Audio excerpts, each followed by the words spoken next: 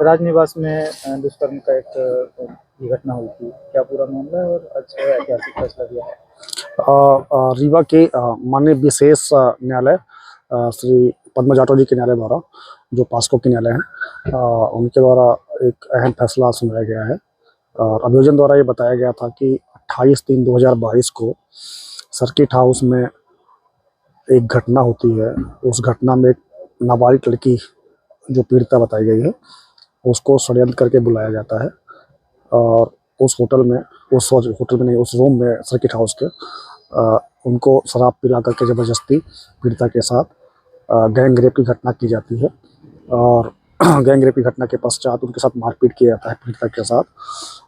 बाद में पीड़िता जाती हैं सिविल लाइन थाने अस्पताल, सॉरी सिविल लाइन थाने में, और उन्होंने जाके रिपोर्ट दर्ज कराया। उनके पास, उनका कहना ये था कि जब शराब पिलाई जा रही थी तो उनके मोबाइल में उनके द्वारा वीडियो बनाया गया था, शॉर्ट वीडियो करीब 30 सेकंड का, और वो वीडियो उन्होंने प्रोड्यूस किया था। और पुलिस ने उनके रिपोर्ट पर मामला पंजीबद्ध किया पॉस्को अधिनियम का 5/6/17 एवं आईपीसी का 376D गैंग रेप का और 120B का। और इसके अलावा शराब पिलाने के, जैसे शराब पिलाने का 328 और 354, 323 सहित कई अन्य धाराओं का मुकदमा पंजीबद्ध करके जांच पड़ताल शुरू की और 9 लोगों को इस मामले में आरोपी बनाया था। और इनका ट्रायल जो है माननीय विशेष न्यायालय पॉस्को न्यायालय में चला, जिसमें आज अहम फैसला आया है, जिसमें संजय त्रिपाठी जी, जिनके खिलाफ ये आक्षेप था कि अभियोजन बताया गया था कि जोन्ही गांव में, जो उनका गांव बताया गया था कि जोन्ही गांव में संत करके कोई महात्मा थे, वो उनको रोका गया और कुछ लोगों द्वारा षड्यंत्र करके उनको सर्किट हाउस लाया गया। और सर्किट हाउस में एक लड़की को बुलाया गया जो नाबालिग बताई गई थी, और उनके साथ रेप करके घटना कैद की गई।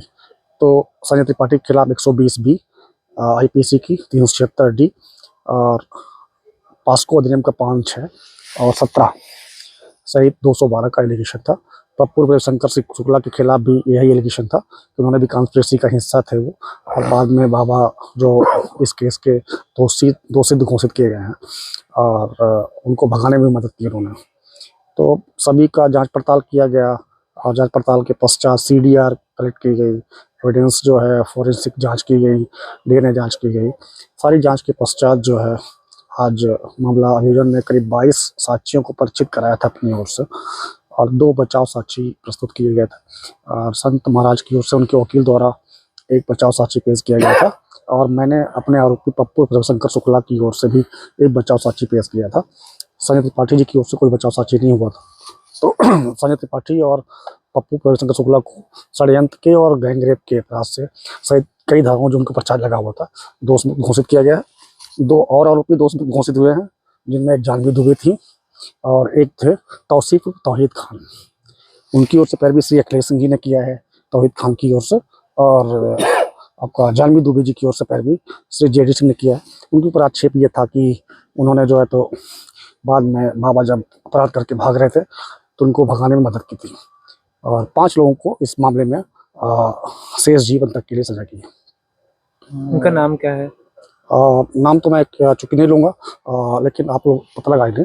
वो किसी और के जो महंत जी हैं उनको सजा हुआ है, और विनोद पांडे जी को सजा हुआ है, 2 और 3 लोगों को और सजा हुआ है। बड़ा बवाल मचा था जब ये घटना हुई थी, और संत सीताराम मीडिया ट्रायल हुआ था, बवाल तो नहीं कह सकते, क्योंकि इसमें एक प्रतिष्ठित जो माने गए थे उस समय की महात्मा जी द्वारा कोई कथा वथा होनी थी, तो उस समय समाज में प्रतिष्ठित माने गए थे, उनके हर जगह होर्डिंग लगे हुए थे। और बाद में एक अखिल भारतीय ब्राह्मण समाज के जो राष्ट्रीय अध्यक्ष रहे हैं, जिनको दोष मुक्त हुआ है, किया गया है, उनकी प्रतिष्ठा शायद इस निर्णय के बाद वापस आई है। उनको इस मामले में झूठा फंसाया गया था पुलिस द्वारा, ये माननीय न्यायालय ने भी माना हुआ है। तो उस समय बवाल हुआ था, मीडिया ट्रायल हुआ था, और मेरा ये मानना है कि संत त्रिपाठी जी को आज न्याय मिला हुआ है। बाबा संत जो सीताराम थे, उन्होंने पुलिस को काफी चकमा दिया था और भेष बदल कर घूम रहे थे सिंगरौली में, वहाँ से गिरफ्तार। अब मैंने चूंकि उस पार्ट का, मैं उनका वकील भी नहीं था, और कहाँ से पकड़े गए, क्या पकड़े गए, और विषय में आप जजमेंट निकालेंगे तो उस बारे में बता देंगे। संजय त्रिपाठी बरी किए गए। जी जी।